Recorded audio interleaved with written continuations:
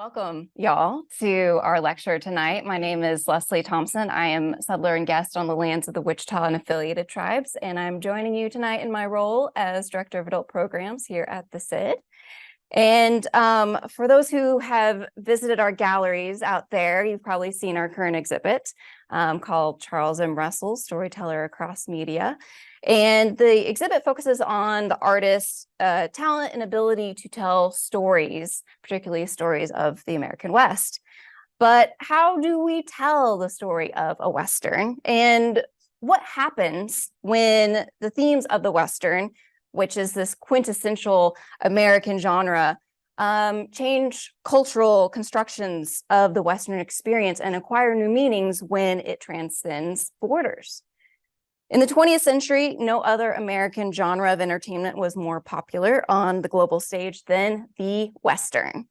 Hollywood Westerns entranced audiences worldwide, while American television Westerns appeared on TV screens across Europe, Latin America, and even Asia. And then also you have American comic book Westerns that were syndicated in daily newspapers and later printed in comic book form around the world.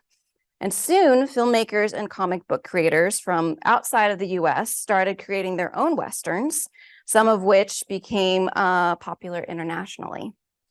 The Mexican film and comic book industry played an instrumental role in popularizing American Westerns throughout Latin America and Spain. Mexican film Westerns, from musicals to spaghetti-style ones, were distributed southward and across the Atlantic. And then since the Mexican comic book industry was the largest and most powerful in the Spanish-speaking world, Mexican comics also circulated transnationally, shaping perceptions of the American West through Latin America. Tonight's presentation will explore the history of Mexican film and comic book Westerns and their outsized impact on the Spanish-speaking world. Our speaker tonight is Dr. Christopher Conway, who is professor of Spanish at the University of Texas at Arlington, where he teaches courses in Spanish and literature.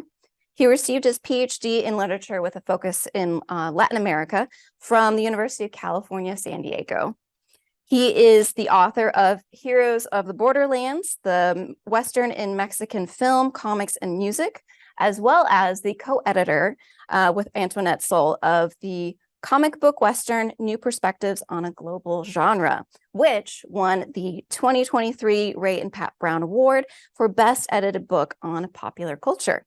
Dr. Conway is also a recipient of the Regents Outstanding Teaching Award, which is a highly selective honor for university professors in the University of Texas system. And we are honored to have him with us tonight. So please join me in welcoming Dr. Christopher Conway. Thank you, everybody. Thank you. Okay. Let me put my jewelry on. Thank you. Thank you for coming on a Friday night. I will try not to bore you. It's wonderful to be here. Thank you, Leslie, and thank you to the SID for inviting me to come. I'm going to walk around a little bit. I'd like to begin just by telling you a little bit about my research over the past 6 or 7 years. These are two of my most recent books, Heroes of the Borderlands and the Comic Book Western. I became really interested in studying Westerns, and I began studying Westerns when I developed this hobby of collecting Mexican comic book Westerns for fun. It wasn't for studying, it was just a hobby. And as I was working on other research projects, I used to focus on the cultural history of Latin America in the 19th century. In my free time, I would collect vintage Mexican comic books, and I settled on collecting Mexican ones on eBay because those were the cheapest vintage Mexican comics you could get.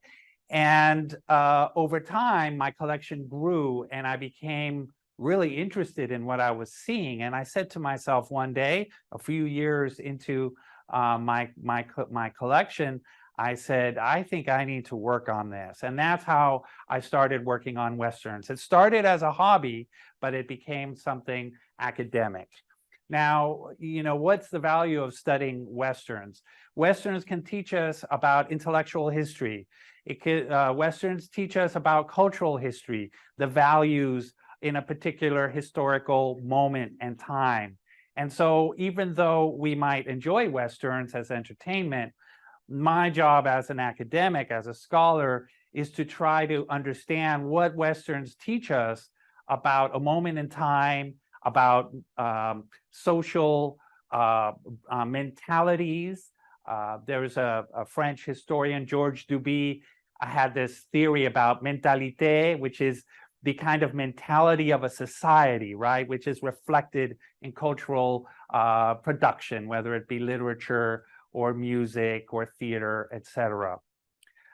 I want to start with a very brief anecdote. About a year ago, after several years of working on Westerns, I was looking at my grandfather's photo album, which has photographs of himself and my grandmother and my mother. And I noticed this photograph. That's my mom over there on the right. And I noticed one of her cousins sitting on the ground wearing what looks like an Indian headdress. And one of my friends, Polish friends, my grandfather was Polish. This photograph was taken in 1939 in Warsaw, before the outbreak of World War II, before the Germans invaded Poland, beginning World War II. One of my friends, Marek Parish, who's a professor at the University of Warsaw and who works on Westerns, he has written extensively about how popular Westerns were in Poland beginning around 1900. A lot of dime novels translated from English into Polish, and then a tradition of Polish novels, of novels written by Polish writers set in the American West. And Marek's argument is that in the Polish imagination in the late 19th century and the early 20th century, there's this idea that Poland wants to do good in the world and can be an agent for change, protecting the weak and doing heroic things on the frontier space. And his argument was, because of Poland's experiences as a victim of Russian imperialism over centuries, there is this kind of sense of inferiority, a sense of wanting to be better, to be stronger. And the Western provided Polish writers with a way to tell stories in which Polish heroes on the American frontier were doing good things and helping others.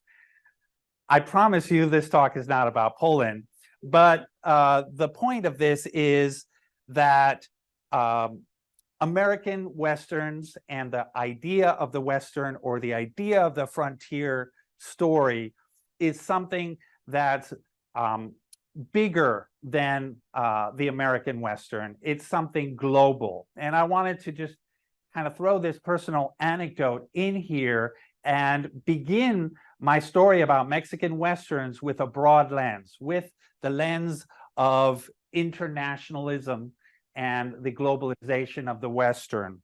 So people are surprised at how early Westerns became really popular around the world. And the earliest frontier story that became an international sensation is a classic of French literature called Atala, by arguably the greatest romantic French writer, René de Chateaubriand. And Atala is set in the United States, and it tells a story of a Chactas, an indigenous man who's living in Louisiana, and who falls in love with Atala, indigenous princess, who's the daughter of an important leader, but it's a different tribe. And so it's a story of star-crossed lovers across ethnic identity. They are persecuted. And ultimately, Atala commits suicide because she made a vow of chastity, and she cannot be with Chactas, and she's so unhappy that she commits suicide. So this is a very lachrymose, very sentimental, very, in some ways, very conventional story in terms of morality, in terms of gender roles, but it is exotic. It is set among indigenous peoples. This work was so popular that images about Atala and Chactas and their story appeared on furniture, on clock faces, on crockery, in illustrations of books. It was immediately translated within 2 years into Russian, which is far away from France, as well as translated almost instantly into Spanish by a radical Venezuelan revolutionary called Simón Rodriguez, who was the tutor of Simón Bolívar, the George Washington of South America. And so this story instantly became a sensation across Europe. And people started to become interested in the frontier story, beginning in 1801 through to 1820. And people are surprised that the fascination with the US frontier began so early, and began thanks not to an American story, but to a French story. So in Latin America, the story of Atala was very influential. One of the future presidents of Argentina, Domingo Faustino Sarmiento, wrote a very important work published it in 1845 about about Argentinian identity and what Argentina needed to be. And in the early parts of that book, he talks about this work, and he talks about Cooper, James Fenimore Cooper. So The Last of the Mohicans, here we see an illustration from a 19th century edition of The Last of the Mohicans. This is part of the leather stocking tales, which began to appear in the 1820s. And in Europe, this also was extremely popular. The anecdote I like to tell about Fenimore Cooper in Europe is this. Franz Schubert, the classical composer, in 1828, when he was on his deathbed, very soon to die, he was suffering. He read The Last of the Mohicans. He read The Pioneers. He was dying. And one of his last letters was to a friend saying, I just finished The Last of the Mohicans. I already read The Pioneers. Please get me the other ones as soon as possible, and bring them and drop them off at the coffee house with Frau von Bergner so that she can give them to me. And so Franz Schubert, as he was dying, was desperately trying to get James Fenimore Cooper to kind of help him cross over into the better life. We have an American traveler who went to Germany in 1852, and he wrote a letter that was published in U.S. newspapers saying that in Germany, people are more familiar with James Fenimore Cooper than with Shakespeare or Sir Walter Scott. And those of us who know a little bit about literature of the 19th century, Sir Walter Scott was the Stephen King of the 19th century. I mean, one of the greatest best-selling authors of adventure romance stories. So Walter Scott, less known, Shakespeare less known than James Fenimore Cooper. And so when we look at the number of editions and translations of the Leatherstocking Tales in Europe in the 19th century, we see a tremendous, we can document the tremendous popularity of the American frontier story in Europe. Now, Buffalo Bill traveled to Europe at the end of the 19th century. He made 2 or 3 trips between 1887 and 1892. He was in Italy, he was in France, he was in Great Britain. And this made a very deep impression on the European imagination. And it was around this time that American dime novels, a predecessor to comic books, if you will, began to penetrate the European market. And Buffalo Bill was one of the earliest heroes of the dime novel genre. In his lifetime, when he was middle-aged, Buffalo Bill was being written about in numerous dime novels. And so we have Europeans who are reading stories about Buffalo Bill in translation. They're also telling their own stories about Buffalo Bill and publishing them in Europe, telling fictional stories. And then we've got the real Buffalo Bill showing up. And it was just an extraordinary event in the cities that he visited. So I want to take us into the 20th century, and I'm going to start weaving Mexico into this story. Let's begin with this idea of mass media, right? Because the difference between 19th century and 20th century when we're talking about popular culture is this different ways of getting media out to people. The 19th century, it's somewhat limited, but with television, with radio, with film, we enter this modern, if you will, mass media environment, technologically mediated transmission of culture. And this means that culture, popular culture, can cross borders more easily than it did before. I mean, I think it's remarkable that just through books, these stories that I just spoke about could cross so many borders and reach so many people, but that is magnified in the 20th century. And I want to begin, I'm using this image of the man reading a newspaper. This is a Farm Service Administration photograph from the 1930s to represent the idea of comic strips and how comic strips became a way to internationalize the genre of the Western.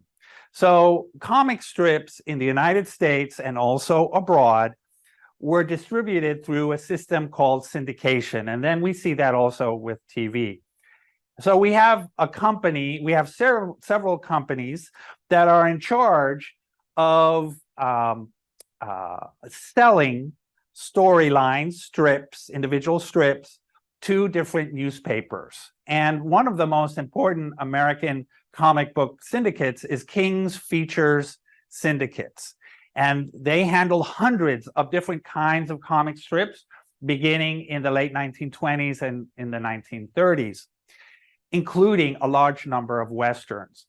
So what's happening in the US is King's Features Syndicate is selling those strips to Seattle, to LA, to New Jersey, to Texas, to New Mexico, and different newspapers are subscribing to certain strips so that their readers can follow those particular comic strips. The same thing's happening internationally. And one of the most important nodes for the transmission of American comic book Westerns is a French company called Opera Mundi, which is going to distribute American comic strips in French, not only, and also in Italian, and also in Portuguese, and is going to push this material out into the European market, also into the Francophone market. Francophone just refers to other places other than France where French is spoken, right? So in parts of the Middle East, in Vietnam, wherever there's a French presence, right? Opera Mundi is making these comics appear. In terms of Latin America and Mexico, we've got a company called Novato Publishers, which has the license to take King's Features Syndicate comics and also Disney comics and also Dell comics. Some of you will remember Dell comics, and translate them and distribute them throughout Mexico. But the license allows Novato Comics, which is a Mexican company, to sell and distribute those comics throughout Central America, throughout South America, all the way down into Argentina, Chile, Uruguay, but also across the pond to Spain.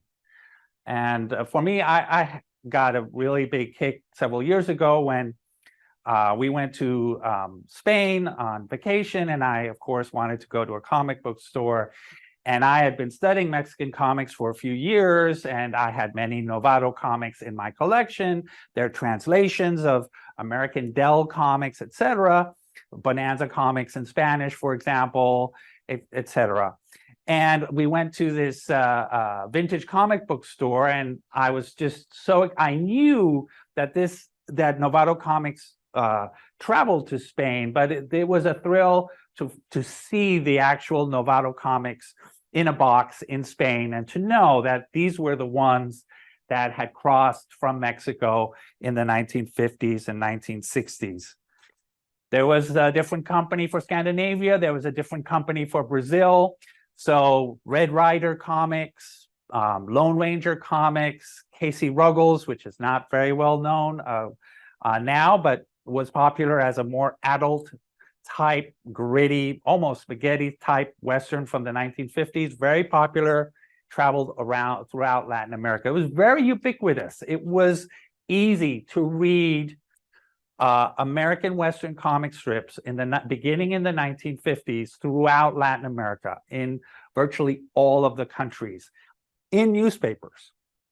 Okay, so also we've got a similar thing happening with syndication with television Westerns from the United States, which beginning in the early 1950s, by 1953, we've got programs like Hopalong Cassidy and the Cisco Kid are starting to penetrate throughout Asia, Australia, Europe, Thailand, Mexico, Cuba, El Salvador, Guatemala, South America. And we've got the most popular syndicated Western television program. Can someone guess which one it would be? The most popular Western television program in the world? Can someone guess? Bonanza. Bonanza was the most popular. I would have kind of just thought maybe Lone Ranger, maybe Bonanza. So I think Lone Ranger is a good guess too. We have Bonanza being watched in over 62 countries in the world, over 300 million viewers at mid-century. In Japan, in Finland, even in Russia. In the Soviet Union, they weren't allowed to have American television programming, but they could pirate the signal from Finland. And in certain parts of Russia, they were watching the television signal from Finland. Lorne Greene told that story. One time he had to go to the United Nations to do some kind of, public event and meet diplomats. And he met a Russian diplomat who told him that he was a fan. Lorne Greene was surprised because he assumed that the show was not permitted. And that's where we learn about this anecdote about Finland. So in Mexico, as TV begins to emerge, the Mexican, and the same thing applies to South American countries, the Mexican television companies and the budding industry, they don't quite know how to develop programming. They can't ramp up very quickly. By the end of the 1960s, they do with the soap operas. That's the birth of the soap opera in Latin America. But before the late 60s, what they're doing is they're taking old films from the 1940s that are Mexican films, but also American films, and they're taking American television programs and they're putting them on TV. And then what television companies are doing throughout Latin America is they have live variety shows. Those are easy to produce. They get the band in there and they get the camera on them, right? But in terms of developing original programming, it's not until the end of the 1960s that Latin American countries, Mexico included, can start to develop a critical mass of its own media. And so when you look at the TV guide from Mexico from the 1950s, which I have done, you can see a large number of American Westerns, and you see television shows like Bonanza and the Lone Ranger and the Cisco Kid. You see old Mexican movies that are edited and repackaged as television programs, as serialized television programs. And so the people in Mexico, Mexican consumers, they're getting Red Ryder, they're getting Lone Ranger, they're getting Casey Ruggles, they're getting all the comic strips, they're getting the American movies. Most of the movies shown on Mexican film screens in theaters in the 1950s and 1960s, the vast majority of them are American films. And I don't have the data points here in my book. I talk a little bit about the percentages, but it's really astonishing that most of the films being shown are American films. And so they're getting the American films, they're getting the American television programs at first. Few people have TVs. They're getting in the newspapers, in the comic book magazines. They're seeing Westerns everywhere. Which takes me to film. In Europe, of course, and in Latin America, they're getting all these American films, but they're also making their own Westerns. They're doing their own Westerns. And in a few minutes, I'm going to talk about the Westerns that were made in Mexico on film and also in comic book form. But I just want to pause to briefly gesture towards the phenomenon in Europe where European filmmakers are excited about the Western. Why do we have to wait until another American movie comes here? Why don't we make our own Western? One of the earliest Western films, period, in any language from any culture is a Camembert Western, a French Western, right? Critics have fun with these terms, right? We talk about chili Westerns, Mexican Westerns, chili Westerns, some people call them chili Westerns. In terms of Westerns related to India, I've seen the phrase cassava Westerns. Then in Poland, I've seen critics and scholars use the phrase potato Westerns because potatoes a big crop in a certain part of Poland, and they made a lot of films about that particular frontier space. They call them potato Westerns. So Europeans are making their own type of Westerns. And The Treasure of Silver Lake is extremely important. It comes out in 1962. It's a German film. It has funding also from Yugoslavia, also from Italy, some funding from an Italian production company, also from a British company. And this movie, starring Lex Barker, who went to Europe and had a whole other career where he became almost like a demigod because of his performance as this character, Old Shatterhand, with his friend Winnetou, indigenous friend Winnetou. This film, The Treasure of Silver Lake, is based on some German novels by Karl May, who wrote many novels in the 19th century that were read everywhere in Europe in translation. And so The Treasure of Silver Lake is the first really successful adaptation of Karl May, and it becomes a sensation. And another 10 films are made between 62 and 69. And what happens in 62 is that the Italians, who had begun to see a lot of success, international success, with a movie about Hercules, with an American bodybuilder called Steve Reeves, it was such an extraordinary success around the world and across borders. The Italians, before they made spaghetti Westerns, were making sword and sandal epics, is what we say. And the most successful of them was this Hercules film from 1958. And so the Italians were thinking, we can really be a power player. We don't need to be second to Hollywood here. We can really dominate the European market. And we need to be smart in terms of what kind of movies we're making. And the Italians had pitched in some money to they had partnered with Rialto Films in Germany for The Treasure of Silver Lake. And when they saw how extraordinary the success of this film was, in Poland, they sold over 11 million tickets to this movie.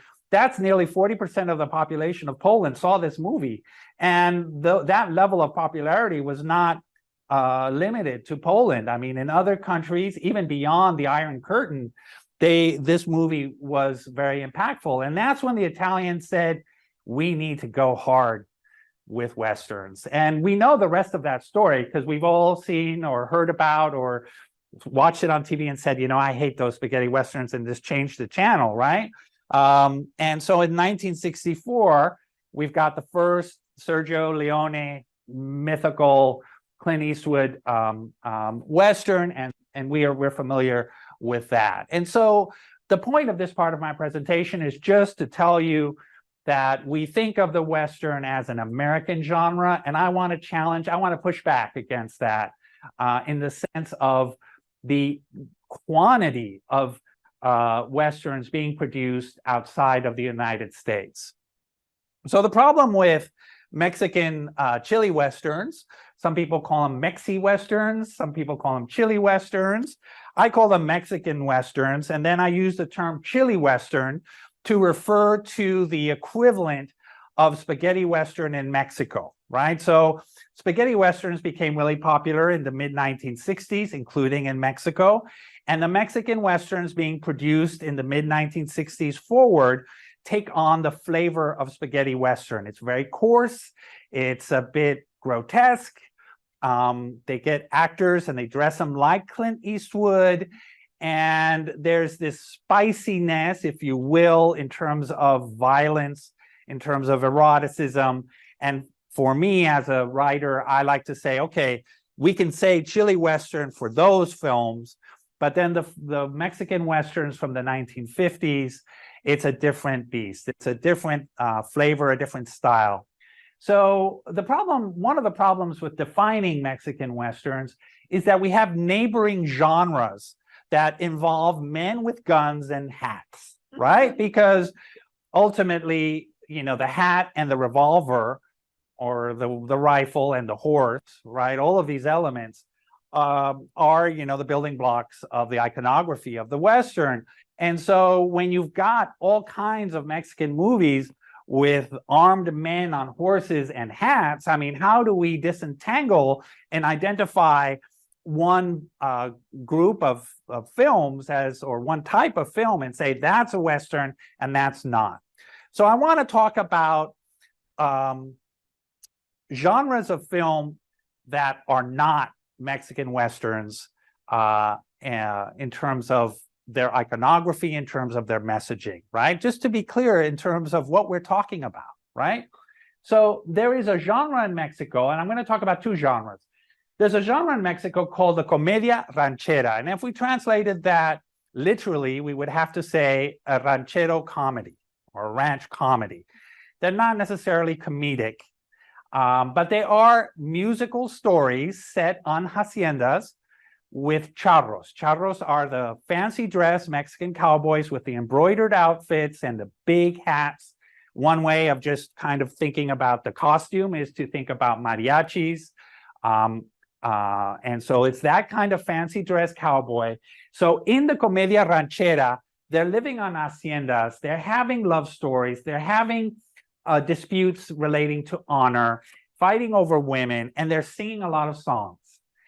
And it's a very pageant-like genre. It's about dressing a certain way, about talking a certain way, and it's extremely Mexican, right? In terms of the music, in terms of the slang being used, in terms of the imagery. You look at a comedia ranchera, there may be hats and there may be revolvers here and there, but you're not going to think, this reminds me of an American Western. You're not going to think that. And it has a different dynamic and a different role. Then we've got films about the Mexican Revolution with a lot of shooting in them, right? They're really not singing in these movies. They're fighting the revolution over and over again. They're litigating and relitigating the Mexican Revolution because the Mexican Revolution was supposed to change everything and make Mexico better. But the two most populist and popular leaders of the Mexican Revolution, Pancho Villa and Emiliano Zapata, the ones who, you know, held the promise of remaking the structure of Mexico, they were the ones who were defeated by the more conservative revolutionaries, the more the more middle class oriented, even, upper class oriented revolutionaries who wanted to reform Mexico, but didn't want to go as far as Villa and Zapata wanted to go. And so the Mexican Revolution, in the phrase of one filmmaker, is a frozen revolution. And you start the revolution, you want to get over there, you're like, and then you're frozen, it's over, right? You didn't get there. It's the frozen revolution. And so what is the dynamic in Mexican Revolution films? It's a way of exploring what could have been. It's a way of exploring the martyrdom of the heroes that maybe could have made Mexico a better place. It's not a weird genre, but it's a genre that is full of a sense of disillusionment. There's hope, but there's this sense of it already happened and it ended in a way that left a lot of unfinished business. So this is not an American Western either, right? Even though there are so many American Westerns in which Anglo-American shooters go down to Mexico during the revolution. You think about the Wild Bunch, there's the Mexican Revolutions happening at the same time, and the American cowboys, are duking it out and blah, blah, blah. And so that's a genre of American Westerns, is they go down to Mexico and they're involved in the Mexican Revolution. But it doesn't work that way in Mexico. When the Mexicans make a movie about the Mexican Revolution, it's about the Mexican Revolution. And it's not about saloons with the swinging doors. It's not about shootouts, hiding behind rock outcroppings. It's not about fighting indigenous people, et cetera, et cetera.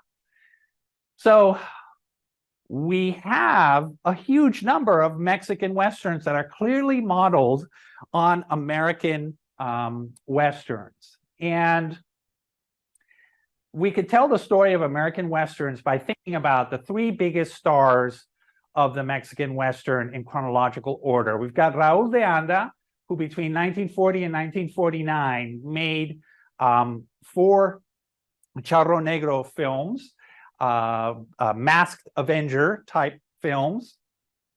And this was a huge success in the 1940s. And one of the early film critics in the 1940s, in reviewing the first Charro Negro film, said, finally, we have our own Cisco Kid, right? We know this character, the Cisco Kid from the US, but now we have our own. And this is it. Right. And so the Mexican consumer understood that this was an adaptation of a version of the American Western. I want to stop for a second and say that Raúl de Anda has a special relationship with Fort Worth. In 1928, he was at the Fort Worth Stock Show, and he won second place in Bronco busting. And his cousin, who was with him, won third place. And there were some people from the 101 OK Ranch out of Oklahoma. I got that wrong. The 101 Ranch, Oklahoma Circus and Rodeo, which was a very important rodeo operation in the US Southwest. They were at the Fort Worth Stock Show looking for talent, and they hired him, and he worked for the 101 Ranch operation for a few years. And he also traveled to LA, and he was an extra in a Western. He was a real cowboy. He knew how to ride. He knew the charro life. His father was a charro. And he became a movie star in the 1940s, and then later on became a really important film producer. And his son became a very important Western star, Rodolfo. We'll talk about him in a second. Then in the 1950s, we've got Antonio Aguilar, who's an extraordinary performer. He recorded over 150 albums of Mexican music, sold over 20 million copies during his lifetime. He made over 120 films of many types, a lot of Westerns, but also a lot of revolutionary films as well that are not Westerns about the Mexican Revolution. He had his own rodeo operation where he would bring charros and Mexican performers to all the major cities in the United States. And he performed here in North Texas. He performed in San Francisco, Madison Square Garden. He was an extraordinary figure who traveled throughout the United States and was absolutely beloved by Mexican Americans in the state of Texas. There were two movie stars that were sacred to Mexican Americans in the 1940s and in the 1950s, excuse me, in the 1950s and 1960s in Texas. One of them was Cantinflas, the greatest Mexican comedian of all time. And the other was, as they lovingly call him, Tony Aguilar, Antonio Aguilar. And so Antonio Aguilar, when he started his career early on, made many Western serials, several Western serials. And Leslie, I just want you to know that I'm mindful of the time, and I'm going to edit a little bit the original plan. But I think these clips are good because they're so short. Before you show the first one, I'm just going to quickly introduce the third character on this slide, and then we could maybe watch both.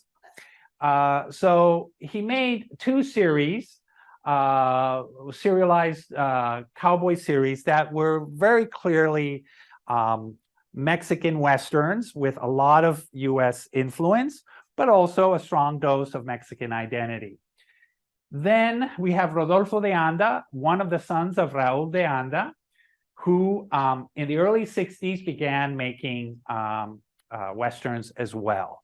And it is in his career in the 60s that we start to see the transition away from family-friendly, Raúl de Anda, family-friendly, Antonio Aguilar, family-friendly. With Rodolfo, we begin to see this arc towards the adult Western in Mexican film industry. The Mexican film industry was interested in Westerns because they were cheap to make, and they knew there was more than one market for these Westerns. They were exported to the United States, throughout the Southwest and to California, where dedicated Mexican movie theaters would show these Westerns. For example, in Fort Worth, the Centro Cultural Artes de la Rosa used to be a movie theater, and they have somewhere in the basement, they've got a lot of old posters and lobby cards. And so at places like that, they would show these movies. Okay, and so I want to show you two trailers from Mexican TV for these. First, we're going to start with Antonio Aguilar. And I think you'll see here how... Este sábado de series tenemos al Rayo Justiciero, Antonio Aguilar.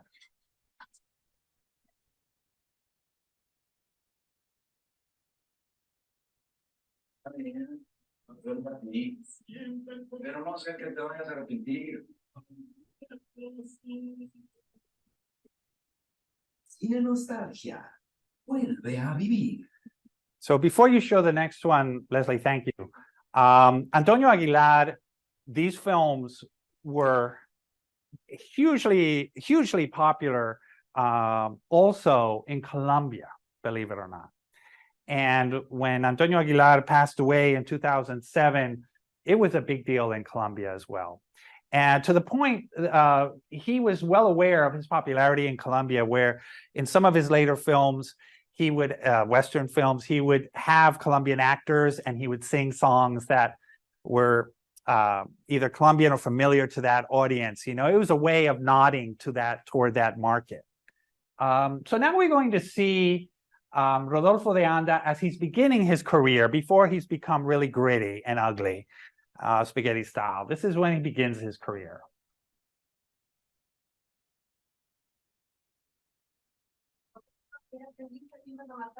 No hay peor sordo que el que no quiere oír, muchacho.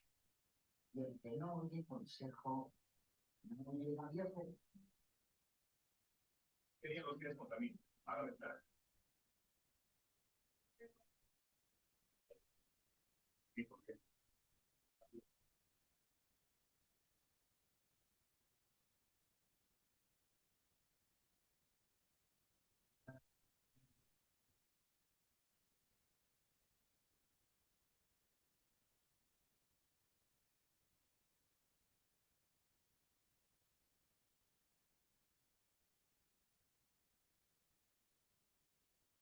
So it's so obvious when you look at this, we recognize it as a Western, right? I mean, there's no confusion, right? And so it's very different from the Comedia Ranchera. It's very different from films about the Mexican Revolution.